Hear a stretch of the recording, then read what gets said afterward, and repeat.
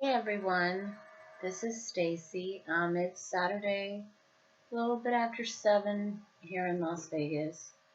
Um, been home from work for about an hour and a half and was able to catch Rich and those guys talking on their show. They're supposed to have a show every Saturday now, an open discussion, open forum discussion on YouTube. Caught that, it was really good. And I share the same thoughts on the situation that Rich Guz does right now. You know, I can't say I'm happy or sad or anything that Trump is in office. I'm just very grateful that Hillary Clinton is not. And my hope is that Donald Trump will live up to his word and not become a typical politician that says one thing to get into office, and then when he's in office, he does something completely different. I'm going to reserve any criticism or anything of Trump, my opinion on it. I don't think enough time has passed to know what kind of president he is going to be. Um, but I'm watching, and I'm going to hold him accountable. He said certain things. He better do certain things. Um, or he's going to hear from me. I mean, it'll be the first time in my life I think send emails and letters to the White House. But I think that after everything that we have seen, especially since 9/11, I don't know about anybody else, but it was almost like it was becoming shameful to even be an American because the politicians were lying, two-faced, backstabbing, manipulative, self-centered, egotistical, self-serving people. And I personally do not believe that that is representation of the public as a whole. I think there are millions of Americans that care about what's going on. For those of us that have lost family members because of the foreign policy of the United States government, um, we have more at stake. Some of you may already know I lost a nephew last year. He gave up his college scholarship to play football to join the military. And he was a paratrooper with the 82nd Airborne Division. He followed his older brother, into the military. I'm not a military type of gal, but it wasn't my children, and I didn't feel it was my place to say no. You can't do that. It was none of my business, really. But when my son turned 18, was out of school, and he said, "Mom, hey, I'm thinking about going into the military," I was like, "Absolutely not. I do not want to get that knock at my door telling me that my only son is dead. Don't do this to your mother." And that was the first time in my life I had ever told one of my children, no, absolutely not. I just was not mentally prepared for that call. And it wasn't but a year later my brother got that call that his son had passed away in a training accident. He gave up going to college to serve his country and to protect and defend our way of life. And knowing what our government had become, I really didn't want to see him go. But he received some wonderful training. His brother is still in the military, in spite of losing his brother last year. And I know as a parent what my little brother is going through, having lost um, a child. And by the grace of God, it wasn't one of mine, but it hit so close to home that it makes me angry. The foreign policy of the government um, is costing lives of these, young men, young women, whatever. So my hope is that Donald Trump would change that foreign policy and bring many of our troops home. We don't need to be sending our young men and women out to protect the interest of these corporations. That is not what the military is for. And I'm sick and tired of hearing that it's for national interest. That's bullshit. Bullshit, because it only serves a few individuals, that run these big corporations. It's time to focus on the American families.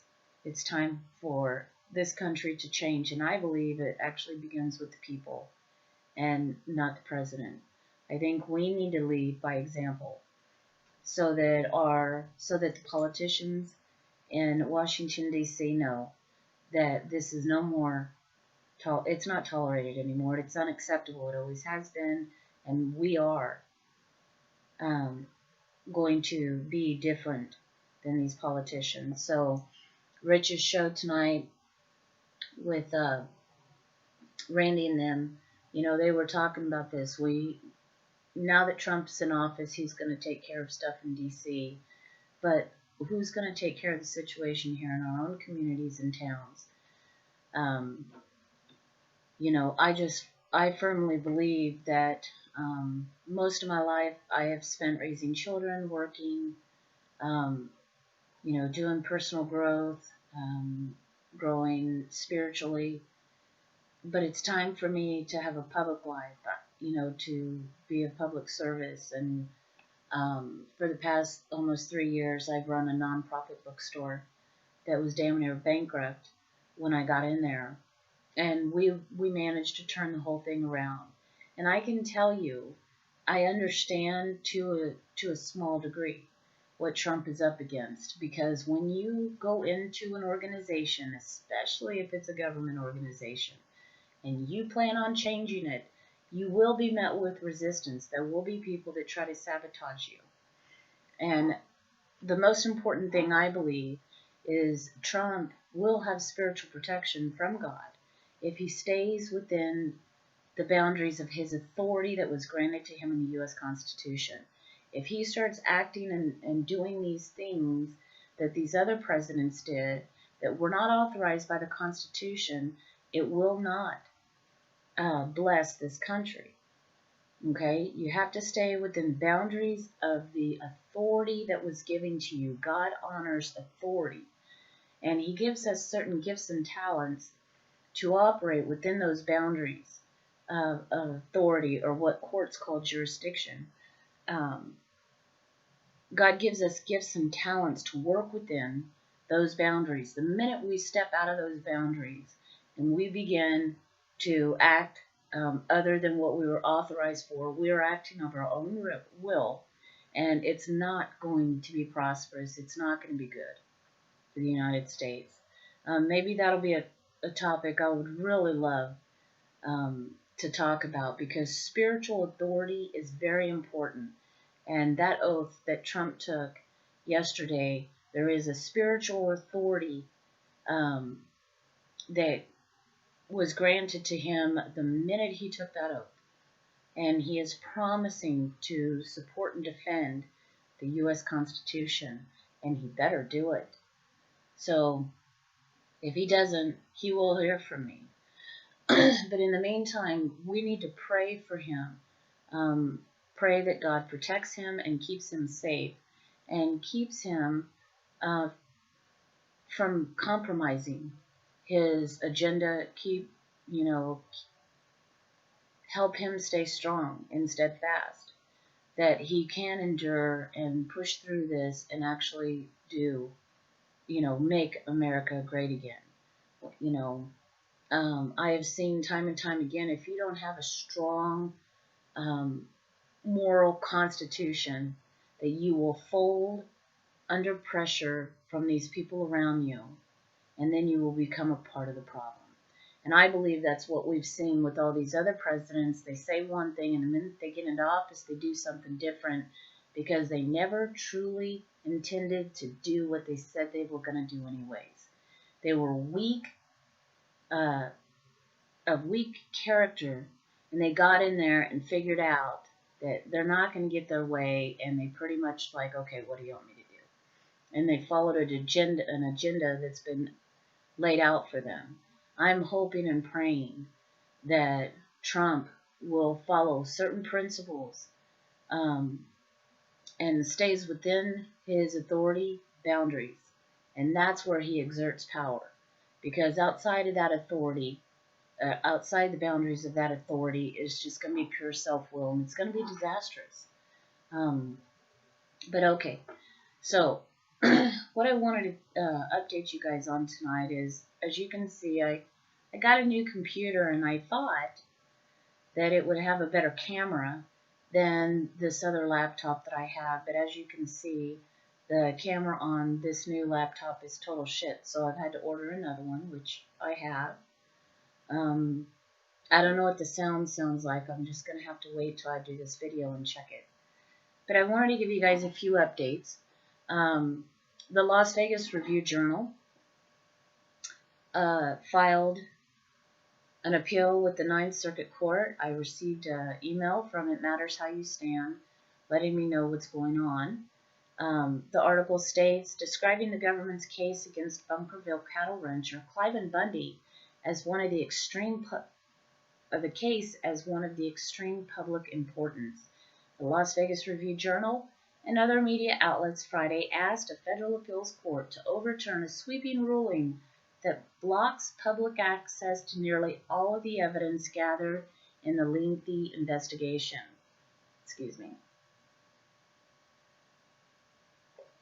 Lawyers for the Review-Journal, the Associated Press, and Battle-Born Media filed the request with the Ninth U.S. Circuit Court of Appeals in San Francisco after a U.S. District Court ruling last month upheld a broad seal of documents that are ordinary part of public record.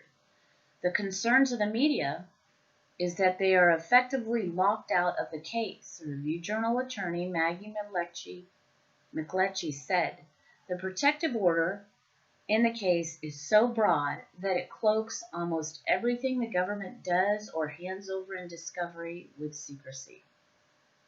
And I did a video on this when it first happened. I mean, it is, you know, what the guys are allowed to see is so redacted that it's really, you might as well just hand them a blank sheet of paper. But essentially they handed them a sheet of paper with a big black blob on it. And you can't defend yourself against these allegations because you don't even know what they are. You can't see them. Everything's redacted. Within months of bringing charges, federal prosecutors, citing witness safety concerns, asked the court for a protective order that would automatically seal virtually all evidence produced during the pretrial portion of the case. The public's right to inspect certain criminal court records is protected by the First Amendment, media lawyers wrote in the new filing. They acknowledged that there were, in some cases, legitimate reasons to block the access to sensitive documents, but they argue a court cannot rely on stale evidence and speculation about possible threats or intimidation to limit access to virtually all discovery in a criminal case. The media's fight over access is not the first time the First Amendment issue has come up in the case, and it is unlikely to be the last. Some of the defendants who likewise oppose the far-reaching seat have signaled that their defense strategy may include a freedom of assembly component. The article at the end says contact Jenny Wilson. She's with the reviewjournal.com, or you can contact her by telephone. So, yes, I'm glad that the media sees what the rest of us are seeing, and they actually have the legal, some of the legal power. They've got those attorneys behind them that are willing to file these documents. I mean, the normal average citizen can't file They don't have the money to do this. But, the Review Journal and these other media outlets, they have attorneys that are usually on standby for this type of stuff, and I'm really glad to hear that they are fighting to get some of this evidence opened up to the public. We have a right to know. They have a right to know so that they can report to the public.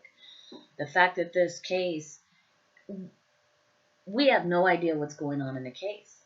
We don't know. Everything is dark in the case, and we need to be able to shed some light on it. And I pray, that the Ninth Circuit Court, which I don't think is going to happen, but through a miracle from God, and that's what we need to ask, is that this decision is overturned. The Ninth Circuit Court says, hey, you guys need to open up that discovery, or at least some of it. So I also received an email from Arnold Law. Ammon has wrote a new book, and the new ebook is called The Road to Burns, the final stand down at the Oregon standoff. It's now available on an ebook and in paperback. 100% of the book proceeds goes to Ammon and Lisa Bundy. Please share the book on social media and review it. We expect to have hundreds of negative troll reviews, so we need to combat that to protect this asset. So you can find the book on Amazon.com. That's where I went and did the reviewed some of the pages of it. But I was looking for specific information. I ended up emailing Mike back, and because there's a part of Ammon's story that has not been discussed out there on social media, and we really don't know what happened. So let me fill you in a little bit. After the standoff in April 2014, and we all know how that ended, but Ammon and the Bundy family began to work with some attorneys and legislators to draft some legislation that would give states and residents more control over the public lands in Nevada. Now, I caught the hearing on the Nevada Assembly's website. I reviewed the hearing, but I don't know how that legislation came to be. I don't know what happened. I haven't heard anybody talk about it. And at some point, during these hearings, Marcus Mumford and Ammon actually withdrew their support of their own legislation because it had been cut up so much by legislators that it no longer resembled the original intent that they had in mind. So they actually withdrew their support at the end for their own legislation. And I'm not even sure what happened to it. I think it ended up passing, but it doesn't make a difference because so much was butchered from the legislation that nothing changed. So I'm really interested in that story, and but it's not out there. What happened? How did it come? How did this legislation come to be? What was going on behind the scenes? How did it get so redacted that Ammon and them didn't even want to support their own legislation anymore? So, Mike had sent me an email back and said, yeah, that's not in the book, but if they ever make a movie, I'm sure it'll end up in there. So, in addition, I was contacted by another man. I'll call him Mr. J. And he sent me information and research on Dr. Trowbridge. Dr. Trowbridge, he did some research, and he posted the results on his website. And it's about the oath that federal judges are taking now. And I'll just read a little portion of this to you guys because it is phenomenal work, and the research I've done on my own to verify his citations. I haven't completed it all, but what I have checked out is very correct what he has cited here. On the website's name is supremecourtcase.wordpress.com, and it says fatal defect in every federal case since March 1st, 1991. All such decisions and judgments void.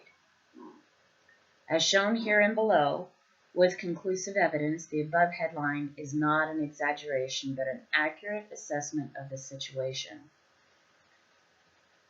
The judicial power of the United States, that certain Constitution ordained and established September 17, 1787, and implemented March 4, 1789, Independence Hall, Philadelphia, Pennsylvania, the Constitution, Article 3, Section 1 provides in pertinent part that the judicial power of the United States shall be vested in one Supreme Court, and in such inferior courts as Congress may from time to time ordain and establish. And at Section 2, Clause 1, therefore the limited types of cases and controversies to which the judicial power shall extend. The Constitution at Article 6, Clause 3, provides in pertinent part for the prevention, Article 4, Clause 3, provides in pertinent part for the prevention of arbitrary exercise or abuse of the judicial power of the United States by way of requirement that all judges and judges of the United States be bound by oath or affirmation to support the Constitution, to wit, quote, the senators and representatives before mentioned, and the members of several state legislatures, and all executive and judicial officers both of the United States and of the several states shall be bound by oath or affirmation to support this Constitution. Unquote. In respect of the above requirement of Article 4, Clause 3 of the Constitution, an act to establish the judicial courts of the United States, First Statute 73, the Judiciary Act at 76, supplies the oath or affirmation needed for federal judges and judges to be authorized to exercise the judicial power of the United States. And this is what it says. Section 8. And be it further enacted that the justices of the Supreme Court and the district judges, before they proceed to execute the duties of their respective offices, shall take the following oath or affirmation, to wit, I do solemnly swear or affirm that I will administer justice without respect to persons, and do equal right to the poor and to the rich, and that I will faithfully and impartially discharge and perform all the duties incumbent upon me as blank, according to the best of my abilities, and understand agreeably to the Constitution and laws of the United States, so help me God. Congress, 159 years later, on June 25, 1948, at 28 U.S. Code 453, Oath of Justices and Judges of the United States, 62 Statute 907, amended the language to the preamble to the oath provided in Section 8 of the Judiciary Act, and cosmetically the text of said oath. Now it says, each justice or judge of the United States shall take the following oath or affirmation before performing their duties. I, blank, do solemnly swear or affirm that I will administer justice without respect to persons, and do equal right to the poor and to the rich, and that I will faithfully and impartially discharge and perform all the duties incumbent upon me as blank, according to the best of my abilities, and understanding agreeably to the Constitution and laws of the United States. So help me God. Did you guys get the change? So for the next 42 plus years, justices and judges of the United States who take the 28 U.S. Code 453, 62 Statute 9070 are bound by oath or affirmation to support the Constitution. They don't have to support it anymore. It just has to be agreeable. And therefore authorized to exercise the judicial power of the United States. Constitution.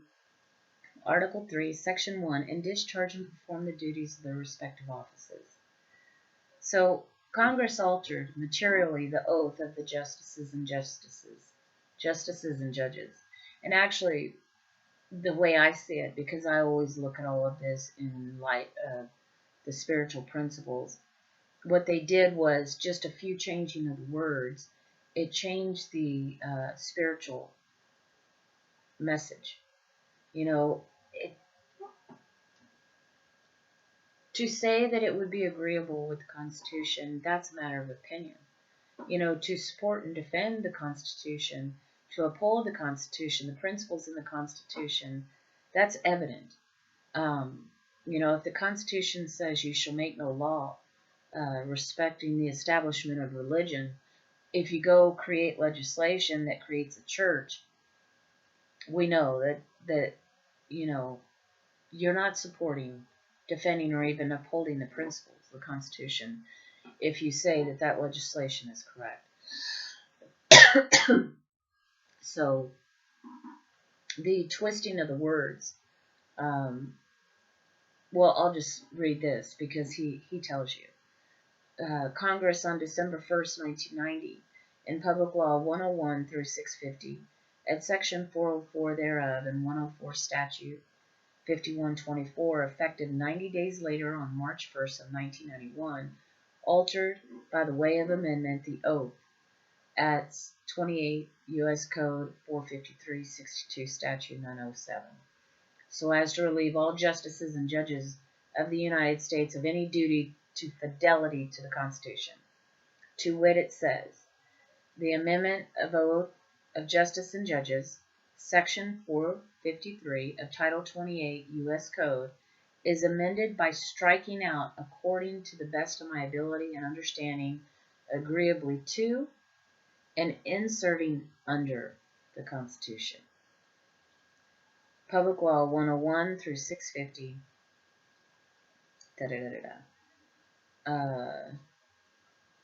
This is what it says. Each justice or judge of the United States shall take the following oath or affirmation before performing a duty of his office. I, blank, do solemnly swear or affirm that I will administer justice without respect of persons, and do equal right to the poor and to the rich, and that I will faithfully and impartially discharge and perform all duties incumbent upon me as blank, under the Constitution and laws of the United States, so help me God. Under.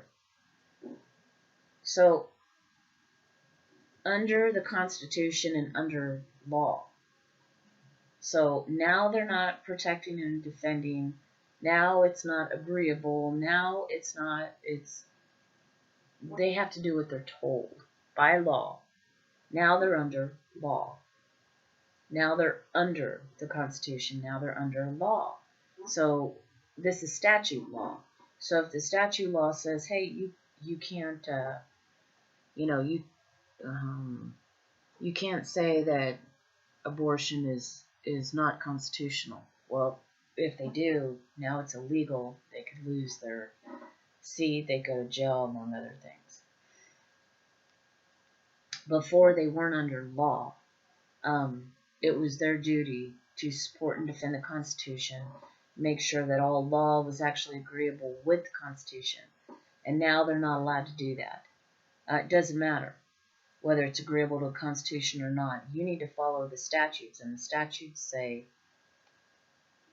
do as we say. So now they're under congressional jurisdiction. Congress tells them what to do. The only duties incumbent upon justices and judges of the United States to discharge or perform are provided in the statutes of Congress. The only duties incumbent upon justices and judges of the United States to discharge or perform are provided in statutes of Congress. The laws of the United States, the Constitution provides none. That's it. So they're under the Constitution. There's no rules in the Constitution for them. They're all written by Congress. Now Congress controls the judiciary branch. And this is what's happened. So Mr. J sent this link to me so I could read it, and I did. And I really didn't respond because I wanted to do my own research to find out if this was correct. And so far, most of my research has shown that this is factual, what he's saying. He says, he sent me another email because I don't think I got back to him about that one. He says, perhaps my reason for sending out Dr. Trowbridge's email wasn't real clear, knowing that he has pointed out that since 1991, No one in the federal judiciary, including the justices on the Supreme Court, take an oath to support the Constitution as mandated by um, Article 4, Article 4, Section 3. It's not going to help those incarcerated without bail in Nevada and the Oregon case. The United States of America no longer has any Article 3 justices or judges in its court. The court will enforce whatever rules it makes at the point of a gun. Marcus Mumford is proof. So he said, I did expect, and wrongly so, everyone reading this would realize if this information was disseminated far and wide, that potential jurors would see the fraud Congress has done to them. I assume those of you who make YouTube videos would pick up on the implication and that Dr. Trowbridge put forth. That was a grave error on my part. In a nutshell, my reason was to get this information out to potential jurors. The jury is our key to freeing these political prisoners and to preserving our liberty. And at which time I ended up I sent him an email back because I did print the article that he sent me a link to. It is relevant. But here's the issue. The problem, the root, this is just a symptom. The fact that these judges' oaths has been changed and they're not bound to support and defend the Constitution, they're bound by whatever laws Congress writes and tells them to do. This is just a symptom of the problem. Something happened before this that made it to where Congress can write these laws that dictate what judges and justices can do. So this oath is just a symptom, and this is what I told him. I printed the article that you linked to in your previous email so that I could do my own research on the issue. At some point, the issue will need to be discussed in an open forum on YouTube or some other social media setting when I'm well informed on the matter. Perhaps you and I could begin the roundtable discussion live. And of course, he declined that invitation. But this is what I put. I believe that the changing of the oath for judges is just a symptom of the underlying problem that existed prior to the oath being changed. I believe the underlying problem caused the oath to be changed so that judges and magistrates can act as they do today in good conscience. See, I think that judges were doing this all along, not adhering to protecting, defending the U.S. Constitution. I think they were outside the boundaries of the Constitution a long time ago, and the oath was changed to clear their conscience. So I see the issue in Nevada as in a much bigger picture. The whole idea of spreading democracy was not created by the Bush Jr. administration. In fact, Manifest Destiny was based on the same campaign, but at the same time, politicians were claiming God wanted them to do it. Now they wouldn't dare say that. However, it is how they justified the idea to the people at the time. They had to, because it was found that the idea of invading another country for their land and resources was not an authority granted to them by the U.S. Constitution. It wasn't granted to the U.S. government's legislative and executive branch. And I gave him a link to the study, the Humboldt.edu study, the Mexican-American War. There have been issues with the state of Nevada from its inception, and in fact, the state itself has two constitutions. Now, that story is long, and I'm not even going to go into that, but it is true that one was telegraphed and one was hand-printed, and to this day, I don't know if anybody knows if they actually say the same thing. But in spite of it being a state for years, 90% of the land is under federal control, specifically the BLM agents. So we in fact have a state that has two governments, and one of the governments, the federal, was not created by and for the people in Nevada because the territory was gained by treaty that was signed by the U.S. government. The state has never been treated as the original 13 states have, because the original 13 created the U.S. government, and the U.S. government created the state of Nevada. The second government, the state of Nevada, was selected. It wasn't elected, and the judicial system was also. And I sent him a link for that information. In spite of people believing that Nevada is a state, it is in fact treated like a territory, it is run like a territory, it is managed like a territory because the government that obtained the land has never left. Their armed agents are still here. They set up a de facto state government for appearances of local control, but has always been controlled by the federal government.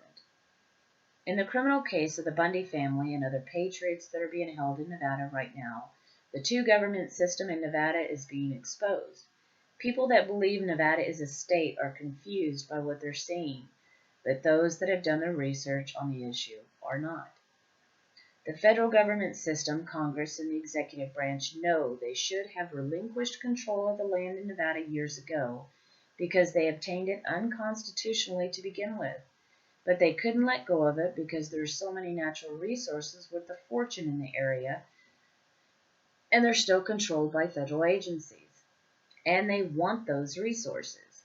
This is why the Homestead Act and other acts existed for 114 years from 1862 to 1976 were not effective in getting rid of the land in Nevada. Many of the farmers, ranchers, and miners that obtained land under those acts borrowed from banks to operate, and in, I think it was 1819 or 1918, when the banks called in the loans, they lost it all, and the banks obtained control of that property or sold it off to their buddies. Nevada being built on corruption is no joke, but it all began at the federal level, and they created a corrupt, non-republic form state government. Territory. I don't even know what you call it anymore. We're not a state. It is still treated, and it's still run like a territory. So you see, the oath that judges take today is actually in line with what the judicial branch has been doing in Nevada since its inception. So I say, of course, that is the oath they are required to take today. It makes perfect sense. The only way to change what's happening is to find people, not part of the elite clique, that will fill the local seats of government and challenge the federal system in place in Nevada. Some changes have been made by a few that manage to get into the system, but they don't stay very long because they are quickly voted out before they can do too much damage or bring too much attention to the reality of Nevada's plight. This is why Michelle Fiore was not reelected to the assembly. Her being a part of that whole Bundy thing and now Oregon thing, I mean, that was a huge spotlight that was put on the reality out here in the West, that we have two governments. Effectively is what we have. Two governments. The Nevada government, they bow to whatever federal agencies want. Harry Reid is so corrupt, and the man was in power for so long that he has appointed the judges. He said it himself in his departing email that I received. He's pretty much created the court, all the judges. He knows them all, he's put them all in power. He hand-selected them, and this is what we're seeing. The judge that's sitting on this case now in Nevada is one of the judges that Harry Reid selected, okay? So as soon as Michelle was gone, the article came out by the Review-Journal, how the Nevada politicians violate state constitution's taxpayer protection. And they do. I left him a link to that. I mean, our own legislators are ignoring the fact that they need voters okay before they start changing the tax laws here. They're just doing it however they want.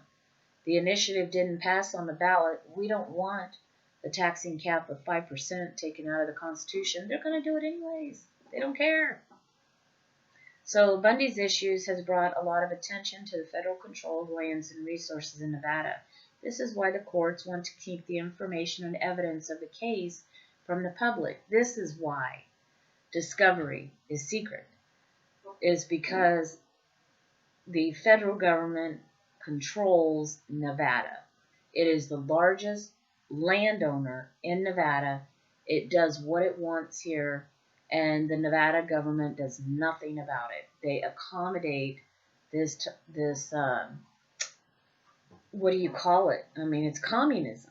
When you have a government that owns 90% of a state, what else can you call it? It's communism. So, but the majority of states, majority of people, they don't know this. We don't have a republic form of government. We never did out here. Um, it's always been treated like a territory of the federal government. And this is the way it operates. And if you get in their way, they'll shoot you. This is what they do. Or they'll throw you down and rub your face in the dirt. They'll do what they have to do. First Amendment rights, forget that. You know, it doesn't apply to the dirt. And this is what that Appeal-Ammon agent, Daniel P. Love, was saying. The jurisdiction issue that I discussed in my video brings out the contradictions of what people are told versus the way it really is here in Nevada. Either Nevada is a state with its own courts and jurisdiction, or it's not, where the federal government and courts have jurisdiction. Subject matter jurisdiction cannot be shared. The people understood, as I think they would, concerning the new changes of the wording of the oath, but I don't think the oath is why they are acting as they are today. I think the problem was here long before that oath was changed. Thanks for the thanks for the info. Let me know what else you find out, Stacy. And then he wrote me back. He says, hey, do you mind if I forward a copy of this to Wayne Hage? Wayne represents himself in the Hage estate lawsuit versus the BLM since he doesn't have the money to ranch and hire attorneys. I will read up on what you sent me. And I said, sure, but my personal opinion, he already knows this. But yeah, go ahead and share it with him, and that's what I told him. So, and all this is what I've thought about all week. I mean, I received these emails, and I so appreciate people sending me emails, letting me know what's going on, because, you know, I do have a job to do, and I have a daughter that I homeschool, and I have a business I'm moving, and there's a whole bunch of stuff going on in my life, and the past month, it's been really hard for me to keep up on all this information, what's going on. I keep double booking myself, you know, and run into scheduling problems because of it. But I appreciate the emails. I mean, if I don't respond or if I don't do a video on it, it doesn't mean I don't care. But there is a kind of a prioritization that needs to be done when speaking about these legal matters. I think it's very important that judges don't swear an oath to defend and support the Constitution anymore. Now that they're under law, that they have to obey Congress's laws, is absolutely ridiculous, because now they're not a separate and equal branch of government. Now they're beneath Congress. So that in and of itself, you know, is a violation of the Constitution, because separate but equal, you know, that's what they were supposed to be, separate and equal branches of government. But my real belief is that, and I shared this with Mr. J in another email, there's a fourth branch of government that I call the administrative branch, okay? Now here's the thing, with all that our founding fathers have been through, you can read the Declaration of Independence itself. You know, this king was setting up in secret, in odd meeting places, groups of people to make determinations about things, and the people were left out. They didn't have a say. Well, duh, that's the administrative state. That's what we have today. You have federal agencies that meet behind doors. They are not elected, they're appointed, or they're selected, or they're hired, okay? They set policy, what people call rulemaking power, that was granted to them by Congress. I don't know what made Congress think they had the authority to do that, but in essence, these people are writing policy, legislation, or policy and regulations, and the people don't get a say in it at all. They don't. Now, if this is not what the king did, that led to the Declaration of Independence, you tell me what is, you know? But here's the deal. The fact that they dealt with these type of issues in Britain, they write it in the Declaration of Independence, then they write a constitution for a government for the United States, and they fail to set up this fourth branch, okay, this administrative branch. You have to be able to administer the law. Who is going to do it, and how should that branch be structured? Well, here's the issue. The Constitution did not create that branch of government. Congress did. Okay? And that's the problem.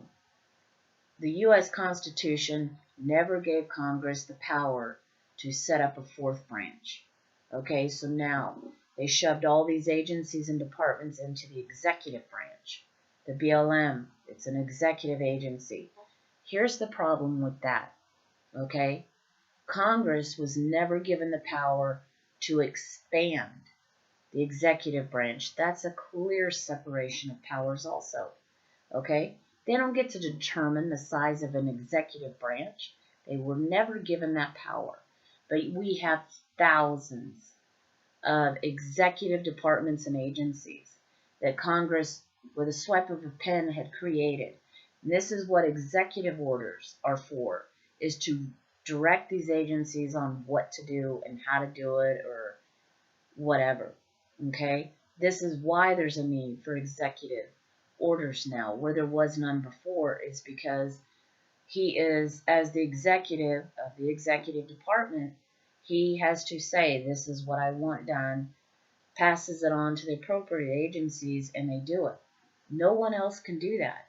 The only thing Congress can do is nothing now, okay? They were never granted the authority to structure, expand, shrink, and the executive department. It's a separate branch from them, okay? So there should be no legal agencies. It's illegal. It's unlawful what they've done. And the fact that Congress created this, and that they're not destroying it, or the executive department is not abolishing these agencies and stuff like that, the operating cost of the government, the people can't afford it because the government is bigger than it was ever expected to be. It doesn't matter how many people you put on this planet. In America, we will never afford the government that's in place right now because we were never intended to have this type of government and this many people in the government. So that's what I foresee the problem is. But Nevada, we've got to get some people with a backbone that's willing to stand up and put their foot down and say no more. We're not a territory, we are a state, and we need to act as such. Because right now, we've got borders that say we're a state, but in all other areas, the appearance, there's an appearance that there's a local government. But the truth of the matter is the federal government controls Nevada. These people are just here for appearances. That's it. Okay, so I think I've rattled on long enough, guys, and, I'll put out another video when I get my camera. Hopefully it'll be of better quality. Thanks for what everybody does. I mean, I so appreciate it, and thanks for listening. You guys have a good night.